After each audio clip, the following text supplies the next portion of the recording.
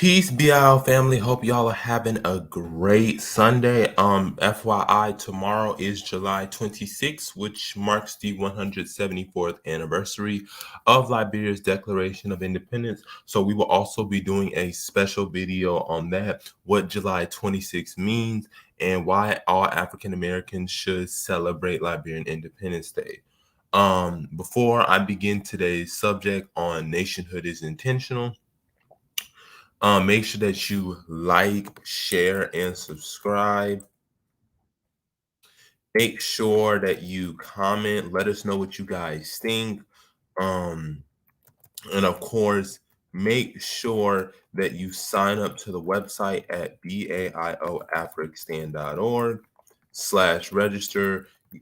Recruit as many people as possible. The more people we have, the more discussions we can have, and the more that we can do. We really want you guys to show up to the Liberia trip next year. It's going to be fantastic, marking the 200th anniversary of the founding of Monrovia. And of course, we want to make, major moves. So make sure that you do that. Make sure that you're actively talking to members. I'm going to give about 30 seconds, about the 2-minute mark or 150 mark before I really begin today's subject. This is going to be an important subject about understanding intent versus, spontaneity.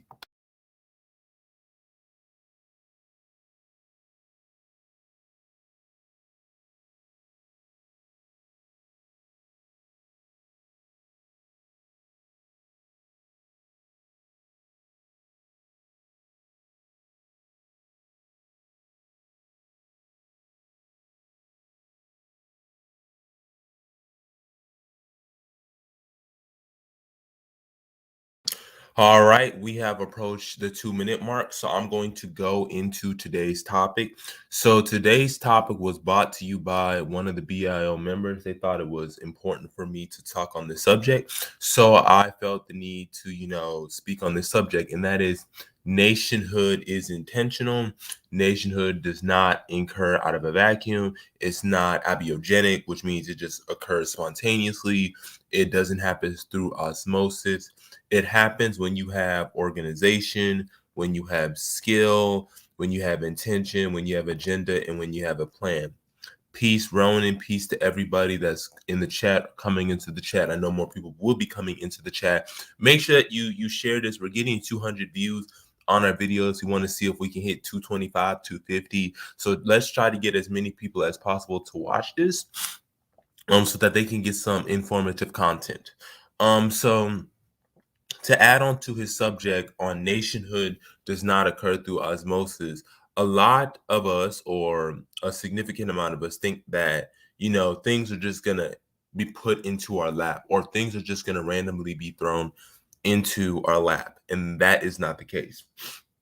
It takes a lot of preparation, it takes determination, it takes goals, it takes motivation, it takes all this stuff for nationhood to be created. The ultimate thing that we have to first understand about is, what is a nation?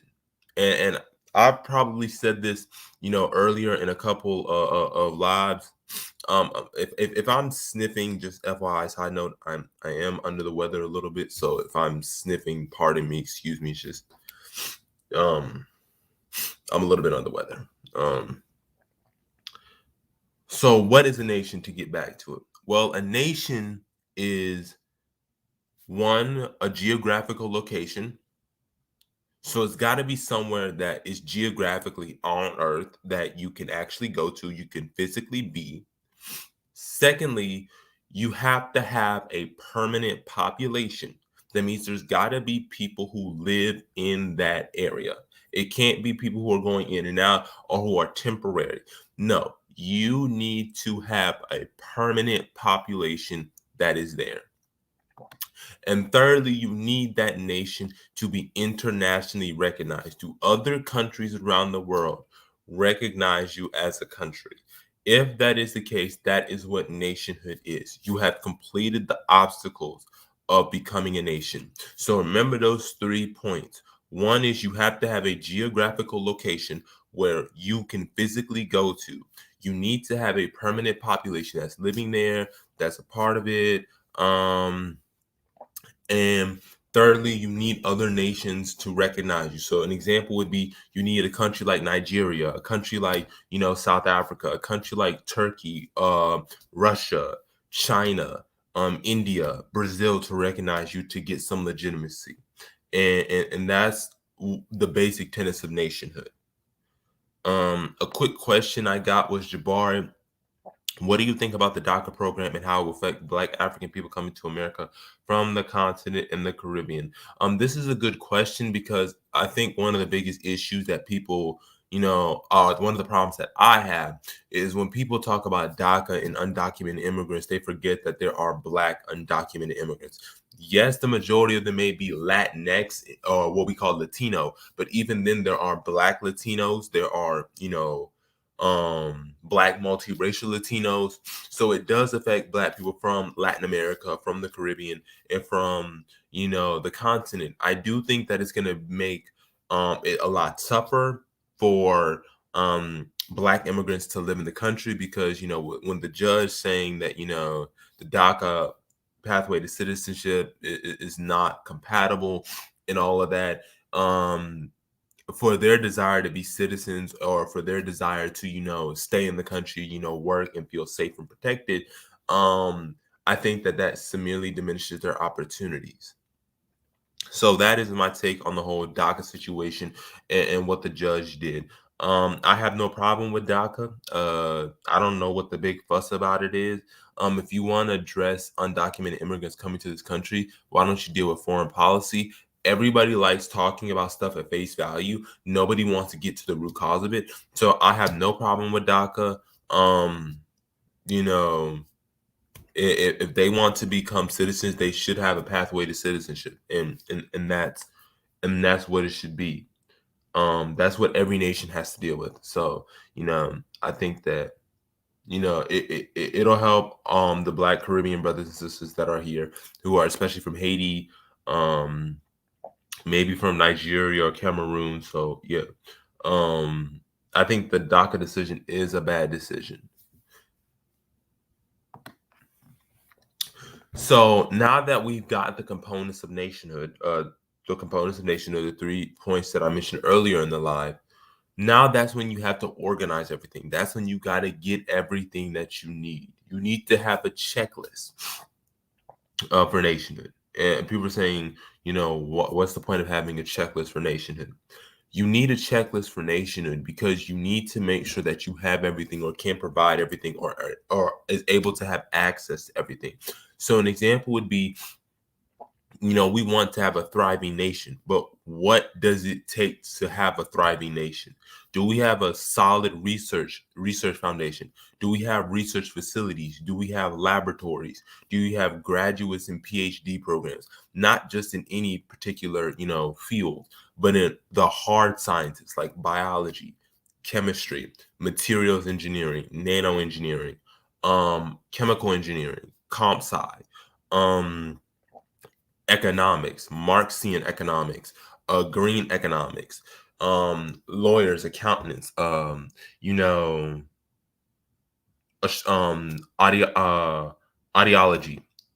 gastrology, making sure that you have those things that you can do to provide for your citizens, that you have a well-educated and well-trained labor force that has human capital that can create, high quality finished goods. Do you have an industrial base? Do we have Black industrialists that can do manufacturing, who, they have the supply chains, they have the distribution to be able to distribute goods and services out to, retail facilities such as grocery stores or malls? Do we have that? Do we have a political agenda? What is our stances on Israel? What is our stances on Palestine? What is our stances on Catalan independence? What is our take on Biafra and the situation that's happening in Nigeria, along with the Aduduwa Republic? What about what's going on in Ambazonia, which is the Anglophone region of Cameroon? These are all things that you have to checklist before we can really begin to, put nationhood into reality, because once nationhood is put into reality, you're now a fully functioning nation. So now you have to have everything up and going. You have to have everything already prepared. You got to be ready. You got to be ready to, sever whatever ties that you may have. You got to be autonomous. That means you may have to move some goods here and there. You might have to start making investments in other countries that might be more favorable to your nation. These are all stuff that are part of the nationhood checklist that you have to complete. And right now that hasn't been, talked about.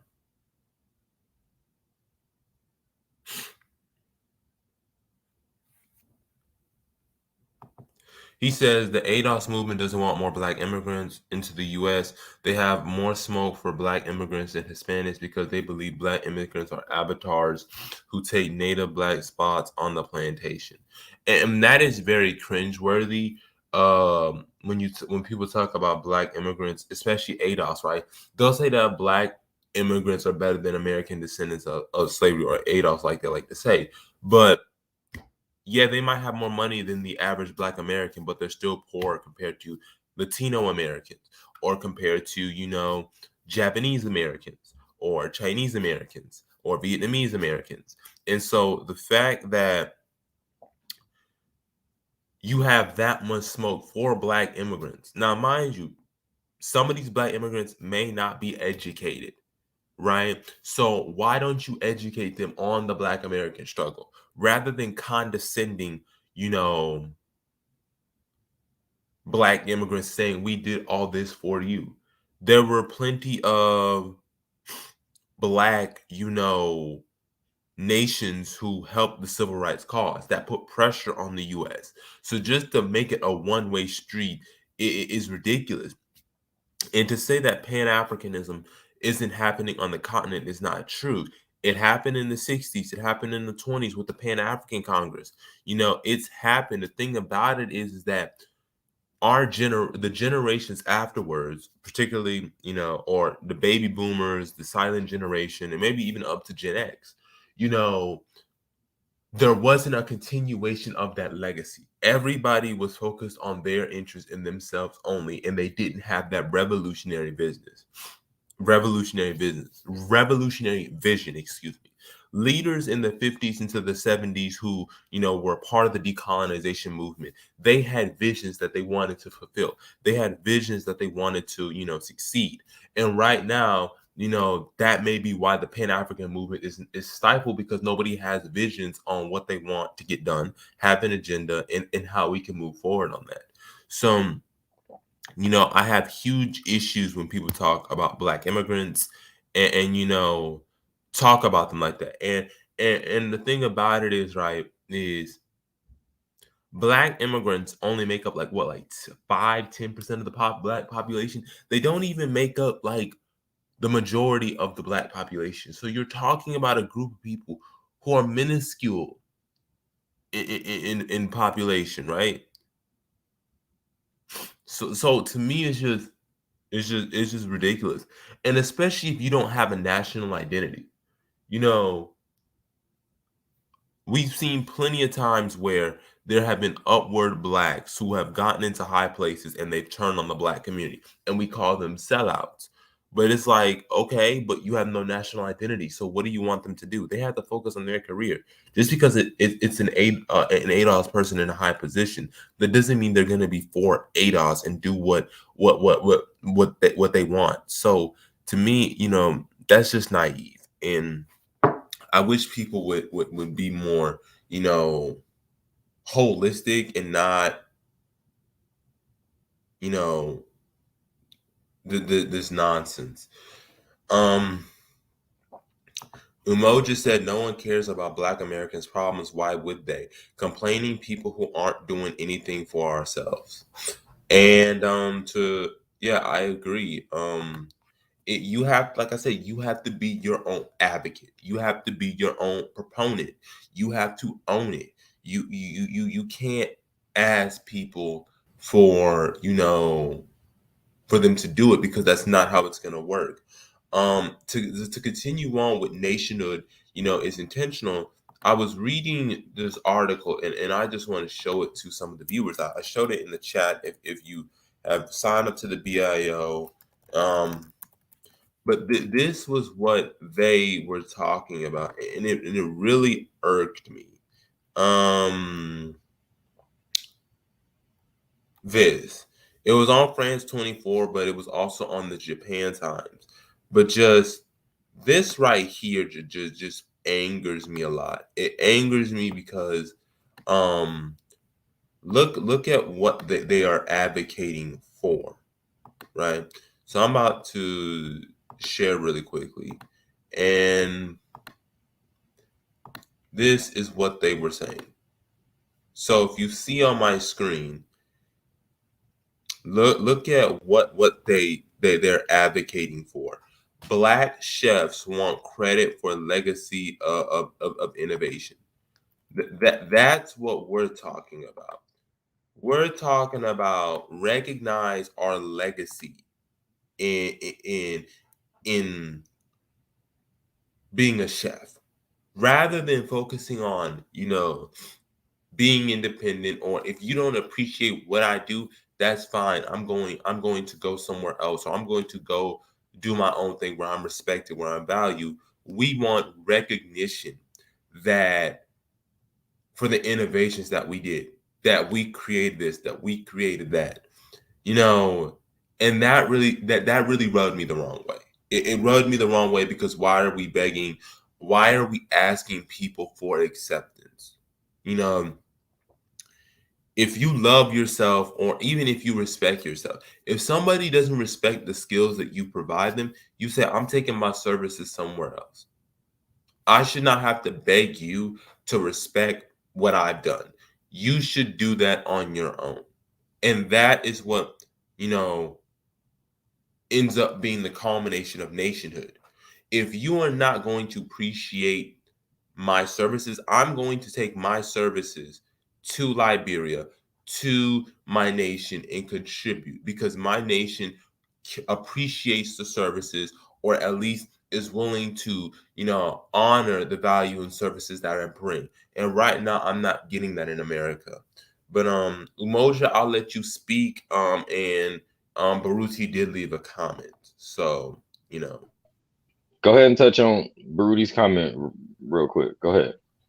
Yeah, so Good Baruti's morning, y'all. comment says that the ADOS movement is the ADOS movement has smoke for Black immigrants, irrespective of what economics are associated with them. They feel that Black immigrants are the golden child of whites, with more favor than U.S. Negroes.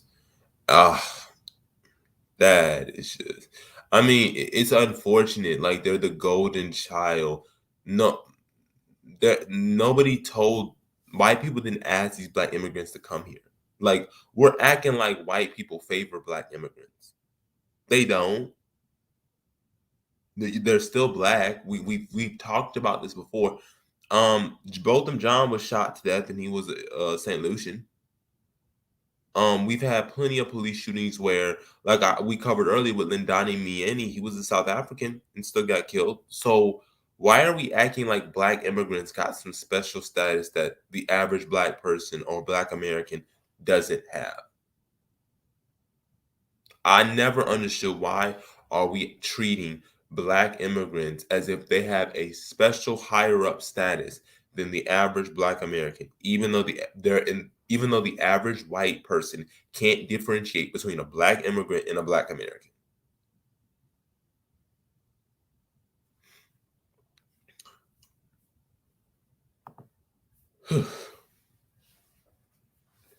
It's just, and the thing about it is that nothing. And the thing that people got to understand is that you live in America, you live in a multiracial country. You don't live in a Black majority country. You don't live in a country that's ran by you. You don't live in a country where your people's interests are first. So why are you getting upset when other like people in your group who are Black Americans say, we want some help too? I mean, we get discrimination too. Yeah, we may not have had it as long, but we still get discrimination. We still get stopped by police. We still got all of these issues. But I'll let you speak on this emotion. I can't see the comment anymore. Where'd it go? Did you already take it off? Yeah, I already read what Oh, yeah. yeah. Well, the thing about Black immigrants Hey everybody on the line and who gonna listen to this later. The thing about black immigrants and the complaining what they're doing, it's like I said in the comments, like why people care about the black problems when black don't look at us as a group of people and more look. You are going in and out.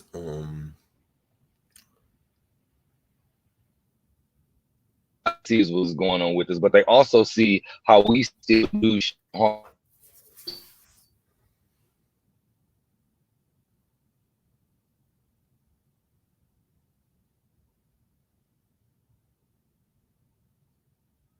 Have control of our media, so the appearance of black America is going to be at its worst anyway.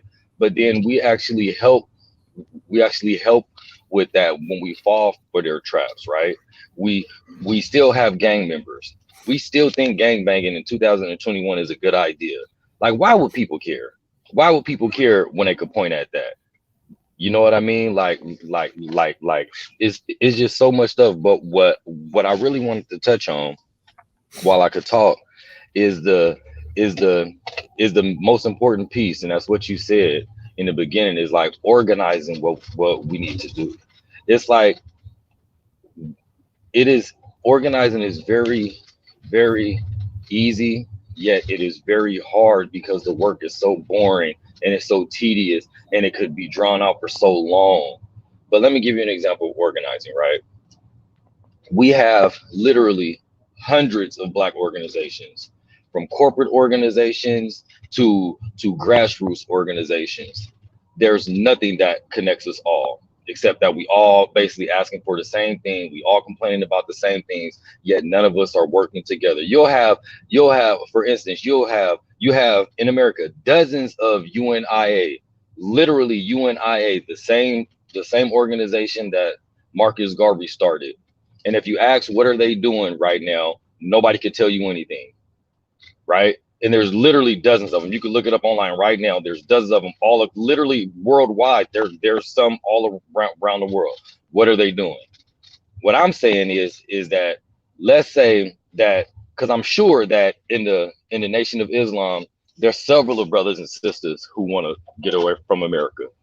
I'm certain that in the UNIA, there's several of brothers and sisters who are like, all right, I get what we're doing, but I want to get out of America too.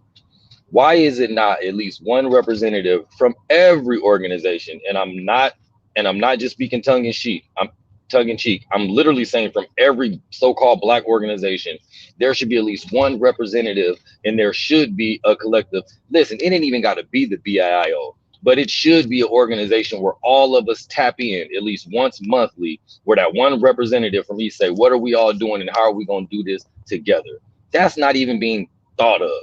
That's not even being discussed. Everybody just want to talk about their own problems, what their own mission statement is, and just keep on complaining. And the game is so messed up now that all you got to do is say, "Hey, we're going to become a 501(c) so we can get some of these government grants, so we could do some schooling." But it's just a bunch. It's just a bunch of people just scattered around, working hard as hell and getting nowhere. So when I hear people say something about what other races of people are doing, what even continental Africans are doing, you know what? They come and they have a plan and they stick to it. We just run around with like chickens with our heads cut off, and we complain that we still stuck in the same condition. And that's what's happening. There's no organizing. There's no organizing. It's as simple as that. We're not organizing for nothing, and we have no intentions on doing it. Straight up. Not as an actual collective.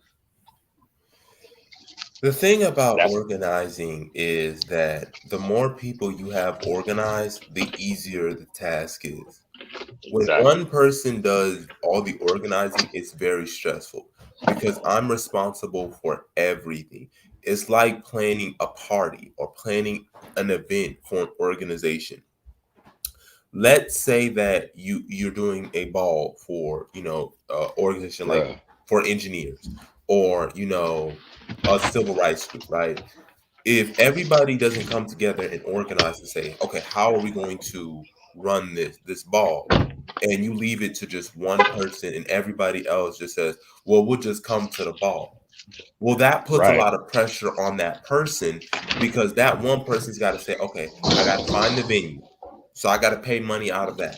I got to find the venue. Bart, you don't know how much you hitting home with that one. And I'm sure that some of us who listening in on this have been a part of organizations. And I'm sure that some of us who are listening to this have been like on leadership boards or board members of organizations. Let me tell you, I have experienced firsthand being a part of an organization, and being who I am, I'm very serious about what we're supposed to be doing. And then I look around, where's all the help? We supposed to be a community organization, but I can't be the one planning everything, financing everything, making the calls, making the plan. You are so right. You are so right. And that's what I call revolutionary burnout. When you're doing all the work and you're really serious about seeing your people do something, but then no one's ever showing up. No one's there to help. Everybody just want to talk and rah rah rah. But when it comes down to doing the work, no one's there to be found. That is a Yeah. absolutely condition.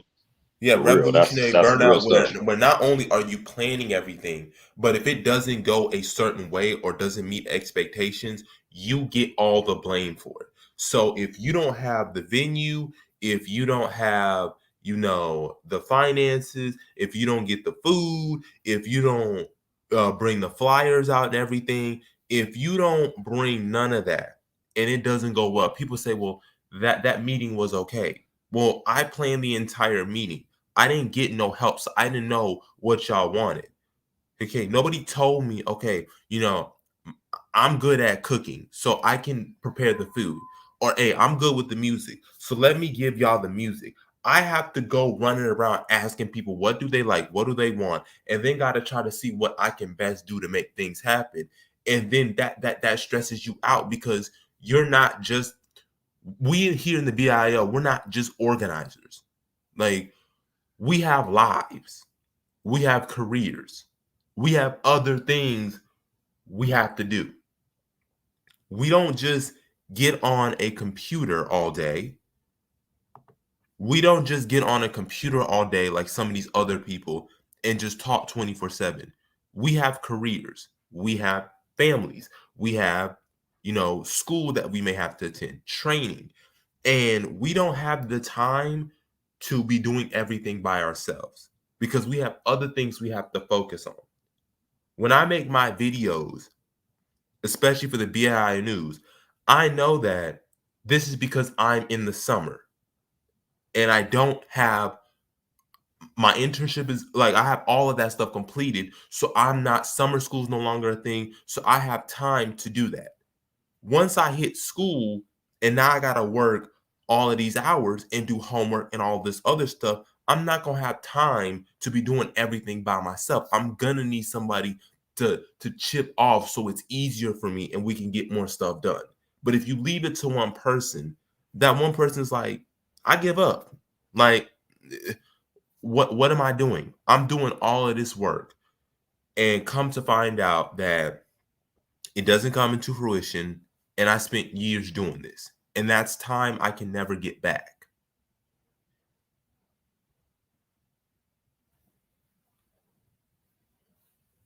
So that's what we need to be understanding about organization is organization is easier and quicker when everybody does something small. People act like it's really hard. No, it's not, right? There should be a universal mission statement, and every chapter should know what that mission statement is. You can have one catered to your local community, but at the end of the day, there needs to be a universal mission statement. NSBE, for example, the National Society of Black Engineers. What is his mission statement?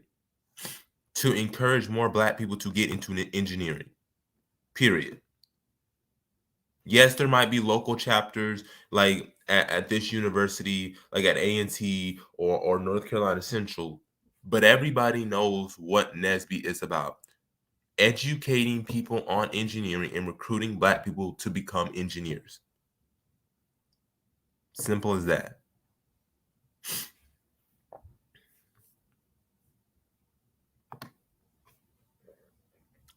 I ain't got to do nothing else. And that's what it should be. I should not ask. And yeah, get the likes up, people. Make sure you like, make sure you comment so we can get more engagement and more people can see this. But if if I get 100 different answers from people on what is the agenda, that means you don't have an agenda. I'm getting 100 different answers. Okay. It's like saying if I were to give you a question, a chemical equation, right? And I ask you, is this a single replacement or double replacement, right? And I'm not going to get in depth with a little bit of chemistry, but it's basic chemistry, right?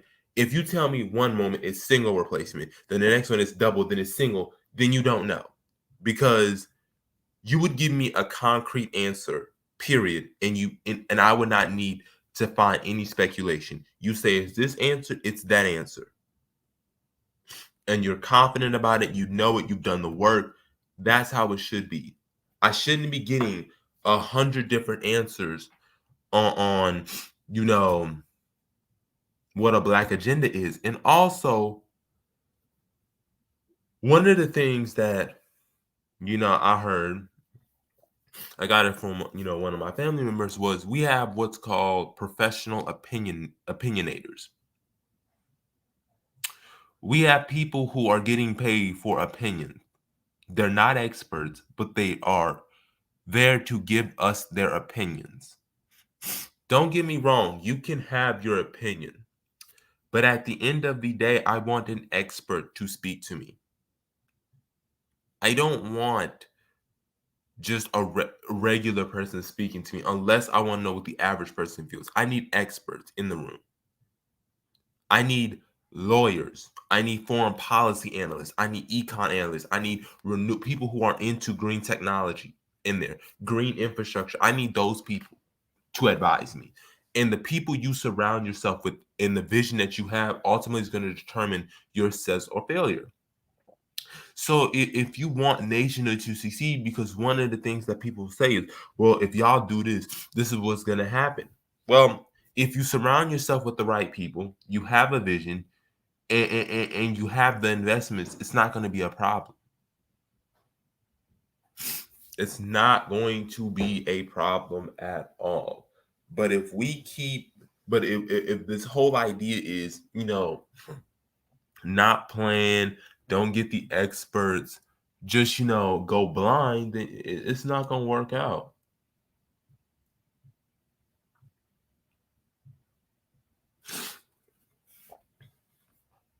And I'm going to say this on and I'm going to say this too. He says, one person says the crying for equality has to stop. Same AA is complaining about the U.S. when the focus should be building a nation state, superior to this open air mental asylum. Is what Ronan says. And my whole thing is that you say you're an African in America. We say all of this, but nobody takes, like he said, nobody does the actual steps. We're perfectly comfortable talking about, this wasn't built for us and all of this. Well, if it wasn't built for us, then why are you here? Like, this house wasn't built for you, so why are you in the house? It's pretty much that simple.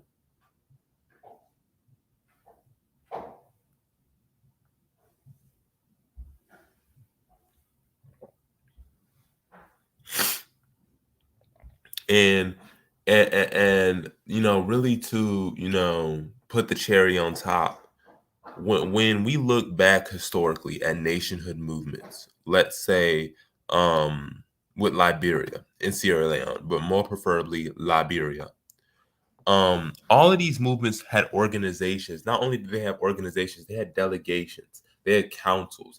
They were genuinely organized. And the reason why organization is such an important piece is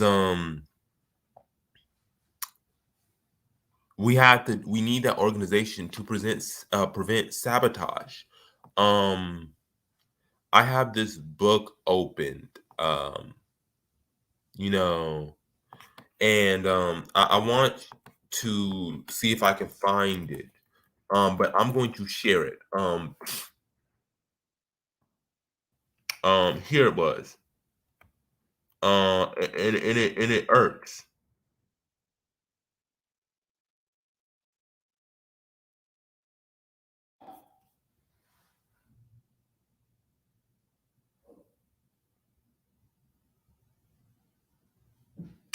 Yeah. So I found it, right. So that we can address this. Let me share my screen for a moment again.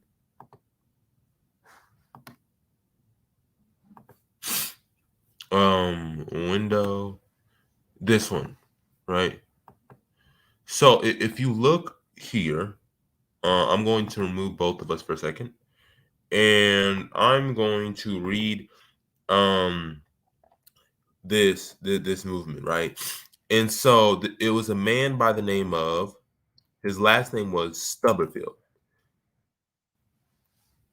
So, and mind you, right, he was a well-to-do off black person, right? Right.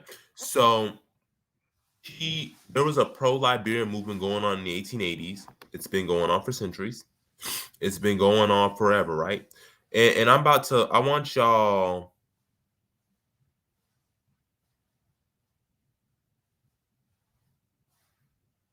that's a problem, Baruti. But it doesn't even have to be black centered. Like, the thing about it is it's not racially like, the thing that irks me is that with the nationalism, uh is, but I'll get to your point, Brucey, but let me get to this point real quick, okay? Um so he says, and the man's name was Stubblefield. And he says, I had some very near and dear friends do it there, and men that was worth as much as I am, and they were getting carried away with it, and they were ready to throw down everything they had in the world to go off and leave it. Swallowing their guilt pangs, he and some of his friends infiltrated the Liberian movement. So I made up my mind I would urge upon the best men in our county to fall in and join these clubs and get inside in some way or other in order that we might have a combination against this thing. As I saw where it was going to lead, so consequently I got into it too. It I knew that would be the ruin of them, and I was ready to go into it to get at the head that I might have some chance to break it up. Okay? And so that's the thing, that why we talk about you have to have a unified um premise and have the same ideology, because that's how movements get easily broken up, because all somebody has to do is come in and pretend like, no, we need to know what your ideology is. No, you cannot join this. We need to know your ideology.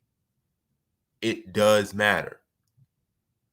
And what you saw with Stubberville back in the 87 and the 1880s, they'll infiltrate that movement and then see if they can break it up, because nobody's ideologically consistent. Okay, when you get 100 different answers, it's easy for factions to break up, because nobody has a clear cut agenda. When you have a clear cut agenda and everybody knows what they want, it doesn't matter how many people try to get in, because we're all on the same accord. So you can try to break us up, but it's not going to work. Okay. And also, the thing that Baruzzi, I disagree with cult nationalism, is it's not a cult, because the thing about it is, a cult is a veneration of a public figure. Nobody here in the BIO is proponent of a nationalism of a single leader, of a dear leader. In order to have a cult of personality or a cult, right, it has to be the extreme veneration of a particular person, entity, for it to be considered a cult. So Our nationalism is centered on our history, our culture, our language, backgrounds. It's centered on that, right? It's not just exclusively black centered, because if our nationalism was black centered, we could just go into any African country. But to advocate for a nation of our own means that it's centered around other things than just being black. Um, yeah, Fly Guy, when you said seeing some black Americans be xenophobic towards continental Africans is so cringeworthy, you would think they would behave that way towards people who actually harm us. Oh, oh my! Thank you for saying cultural, because I thought when you said cult nationalism, like actual like cult, like nah. Okay, okay. I understand what you're saying now. What we're preaching, but cultural nationalism does matter, and I now that you clarify things, cultural nationalism does matter. That's what happened in the 1960s. You know, one of the reasons why we got black power and black pride, I'm black and I'm proud, um is cultural nationalism, pride in black culture, proud nationalism in our black heritage, in our black traditions. That's what really propelled the black conscious movement.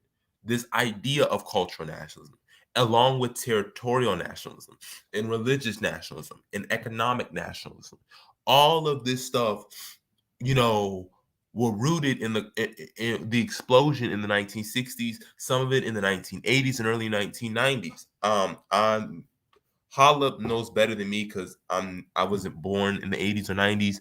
But back then you had Run DMC, you had Public Enemy, you had Tupac. All of this stuff was centered on cultural nationalism. Bob Marley, even though he was, from the Caribbean, this cultural nationalism in hip hop that was there. And that was a product of it. And so, I understand that some Black Americans want an integration variant, right? But here's the thing: you can't hold the same grudge against the country that doesn't want to look itself in the mirror. What is that phrase? You can't help somebody that doesn't want to be helped. You can't make somebody see what they don't want to see. If they don't want that taught, then they don't want that to be taught. And we see what they're doing when they're banning critical race theory, banning that the Ku Klux Klan is morally wrong, banning the teaching of eugenics, banning all of this stuff. We've got to think to ourselves and actually, look at things holistically and not just from in this idea of integration because we've made a little bit of progress. Listen, we've made social progress. Okay? We've Barely. made what's called social progress. We have not made economic progress. You look at the wealth, like the percentage that Black people own, it hasn't changed really much since slavery.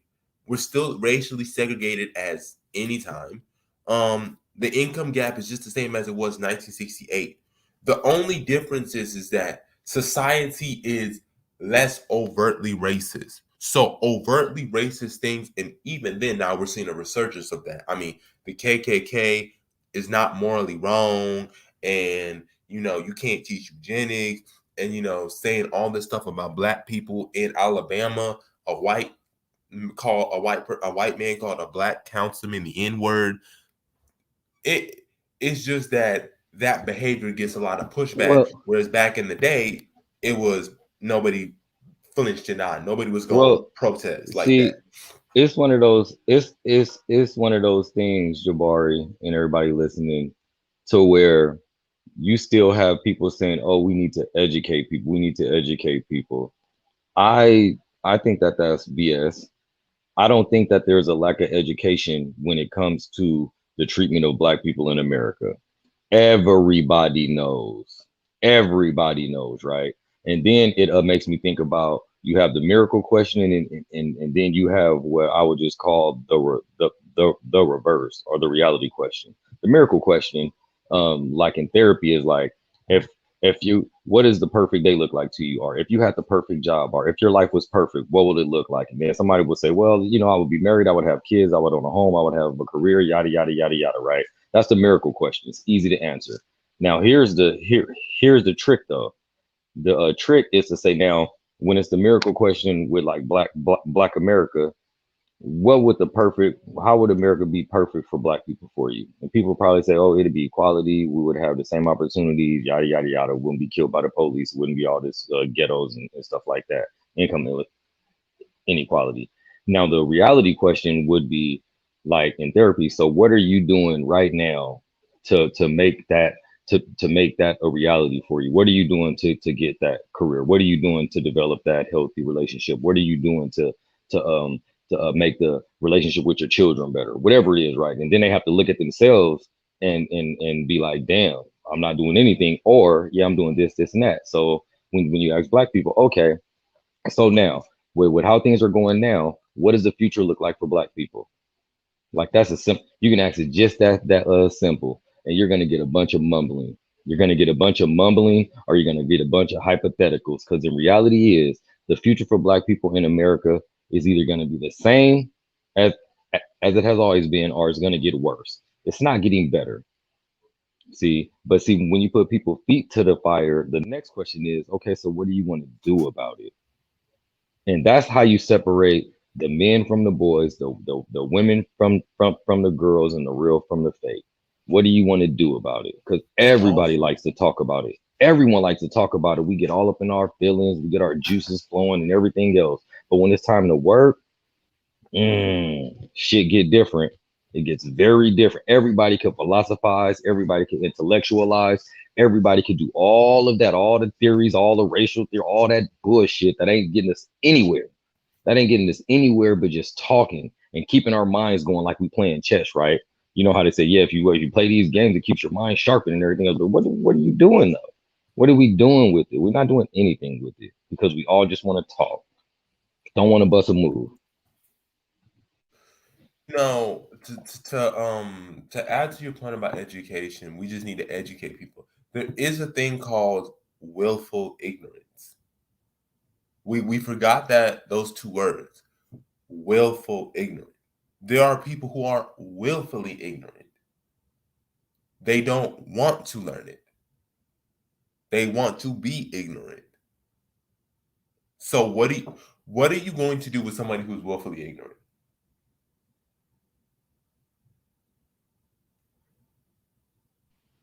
You leave them alone.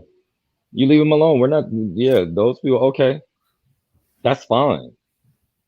That's totally okay. Will for ignorance is just that. If you want to be, if you choosing to stay in the position that you're in and you're okay with that, that's cool. That's absolutely fine. But just don't get all smart and tough when somebody's offering a different suggestion to people. Like, if you willfully ignorant and then you see one of us post about, hey y'all, we going to Liberia, hey y'all, we're going to peep the land, we got this organization and we're trying to build something for ourselves. And then if those people who are headstrong on staying here are ignorant to the fact of our realities, particularly projecting to the future, and then you want to say something to us, now I have a problem. But if you fine with how you are and everything, that's cool. Like, straight up, nobody's expecting all black people to just be like, yeah, y'all, we should all know. That's ridiculous. That's And childish and and, thinking. and the thing about it is right is that you have black people who will. We live in a multiracial country and a predominantly white country. Excuse me. And you have black people who want an exclusively black space in this country.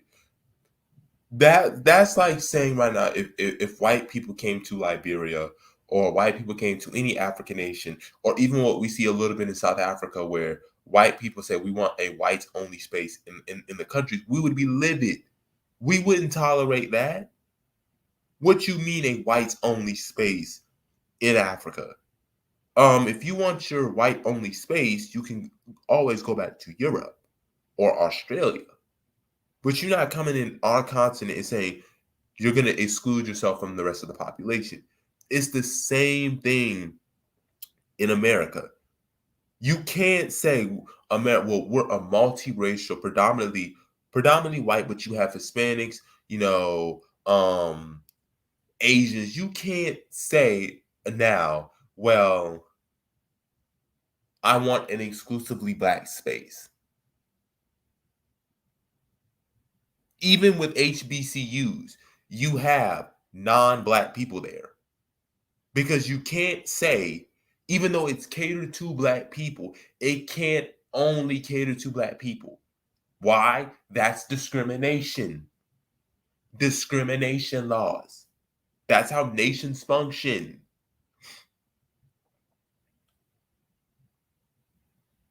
So if you want to live in a predominantly black region where it's almost an exclusively black space, then go to Liberia. Liberia is like 99.9% black. Sierra Leone, not about 99.9% black, maybe 99, maybe a little less, 99% black, but they're almost exclusively black. And that's what we mean. You want a space by yourself, but you want it in the country that is technically multiracial and majority white. It doesn't make any sense what you're saying. I mean, for those black power militant integrationists, it makes no sense. You live in a predominantly white country, and Hispanics are the second largest minority. You live in a country like that. You have to accept both of them. Is there anything wrong with what I just said?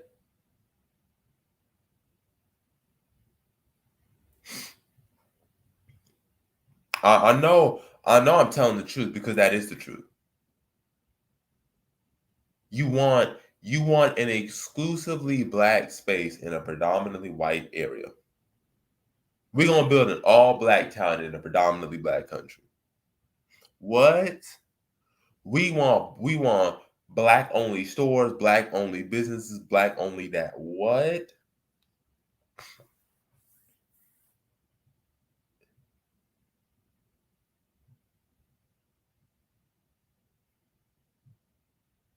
People in the chat, am I lying? Say it ain't so. Well, you got all these immigrant communities. They're nations. They're not racial. There's the reason why you have a little Ethiopia and a little Liberia. Little Liberia and little Ethiopia are not in the same areas. There's a little Haiti. Little Haiti is not in Chicago. Little Haiti is not in St. Louis. Little Haiti's in Miami. That's where most of the Haitians are.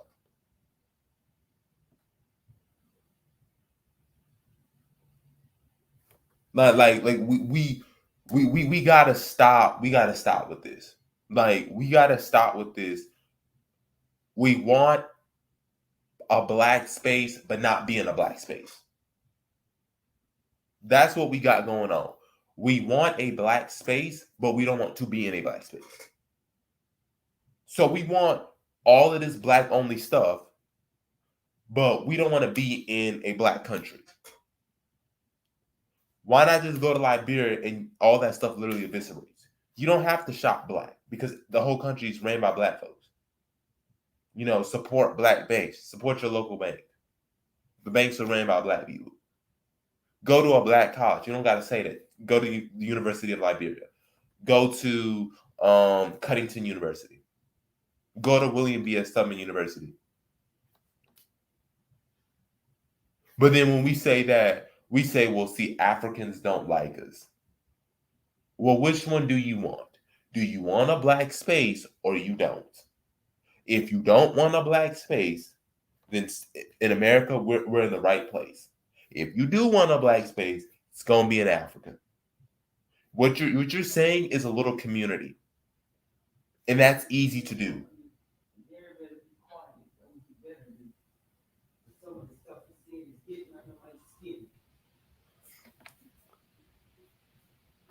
He says, we enjoy the amenities of America, nothing more, nothing less. That's absolutely true. And think of how pathetic that sounds though. I'm okay with being criminalized. I'm okay with being disenfranchised. I'm okay with getting all the eyes as long as I can go and get some French fries. basically, basically, like straight up, I'm okay with all that as long as I can pop up to a movie theater. I'm okay with all that as long as I can spend ungodly amounts of money on Jordans. I'm okay with all that as long as I can go to a bar whenever I want to and have me a swallow. I'm okay with all that as long as I could give me a white girl or what whatever else amenity that you like. Because it don't come down to, oh, I just want to be able to shower. I don't want to go somewhere where there's a shortage on water. You know what I mean? It's not the simple things. It's literally Here's the luxuries. thing. It's Here's the thing luxuries. about these amenities. These some of these amenities aren't on the African continent. Like they're in. Like we act like they don't have amenities. They may not have it on the scale, but we can provide them. Exactly. You can provide Exactly. swimming pools. You can make gyms. We can manufacture movie theater, like build movie theaters, amusement parks. It gets even better, Jabari.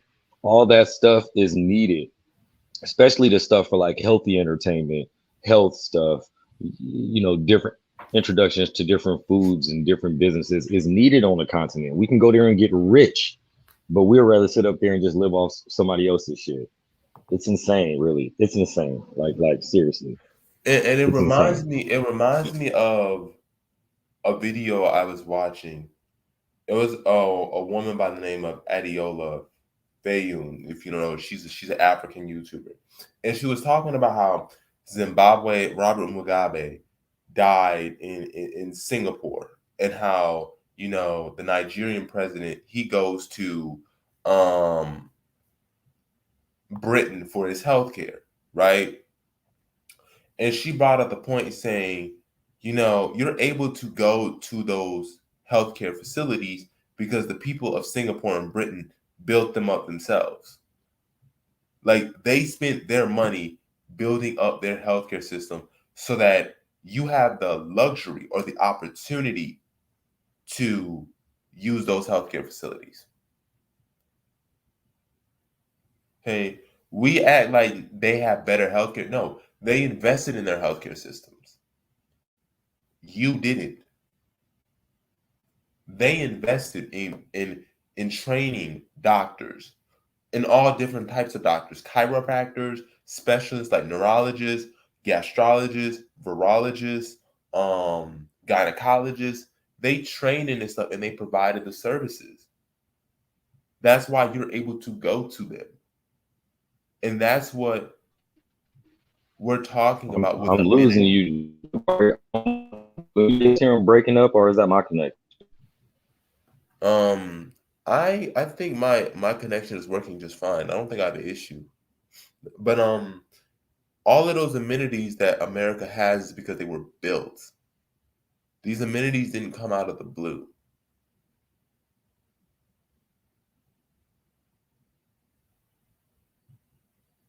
And I think people got to understand that.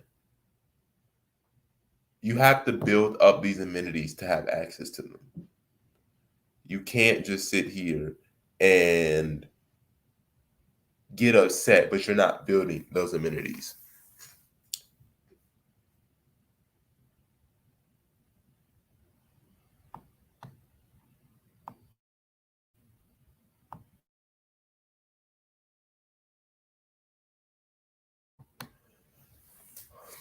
And the final thing as we approach the hour mark is nationhood is a vision. It's not just you know what aboutism. It's how do we get from point A to point B. You know, that's what nationhood is about. It's not about just what about this, what about that. You don't focus on that with nationhood. You focus on what needs to be done. How do we get from point A to point B? How do we work with the Liberian government? How do we work with locals on the ground? How do I get the resources that I need? What is it that needs to be done so that this is a first world country? What does the Human Development Index say and how do I measure it? What do I need to do to attract foreign investment, attract immigrants? What do I need to do? That's what we need to focus on.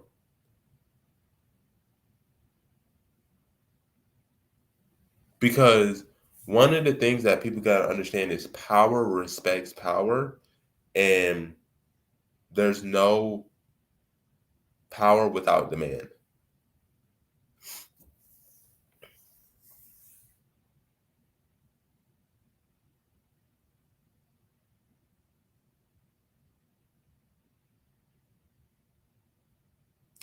I would say this, right? My response to people who say, um, and everyone wants to come here.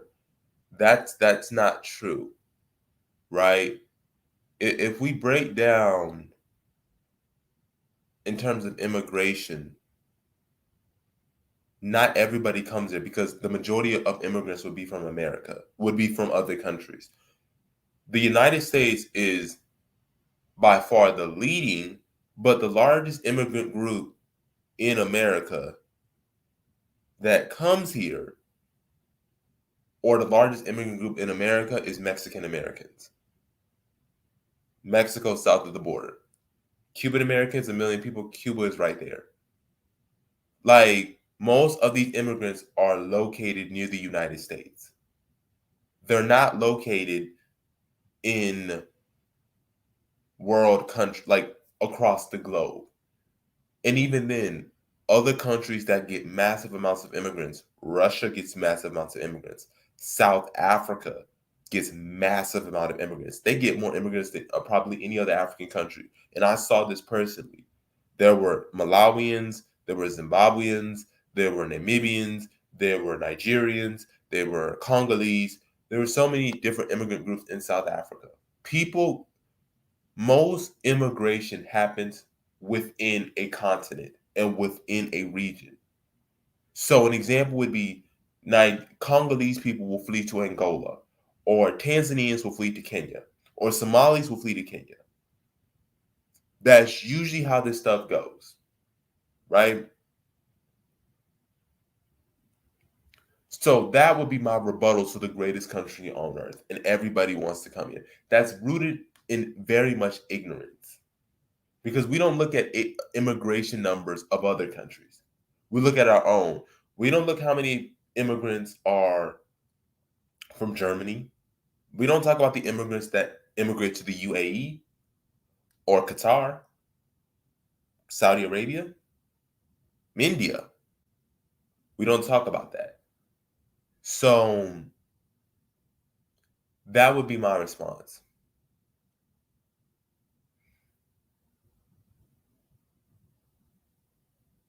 So that would be my final statement, and my and like I said, nationhood is a process. And let's not forget that. He said it right here. People forget that people came here because of America's disruptive foreign policies towards that particular country. Exactly. We act like people just want to come here. No, they don't want to leave their home countries. If they have economic opportunities, people will stay. And that's just the reality. He's absolutely right. Um, but yeah, nationhood is intentional. Nothing you do is by accident. Nothing happens in a vacuum. Nothing, especially human affairs. There's a reason, there's a cause, there's a catalyst. And once that catalyst happens, that's when people get organized, people get motivated, and that's when people want to make moves. What is the catalyst that's going to encourage us to organize? That's going to encourage us to reach our full potential. That's going to encourage us to, be who we want to be. Be proud of our ancestors in Liberia. You know, that's important. And like I said, tomorrow I will be doing a special on Liberia's Independence Day. So please make sure you tune into that.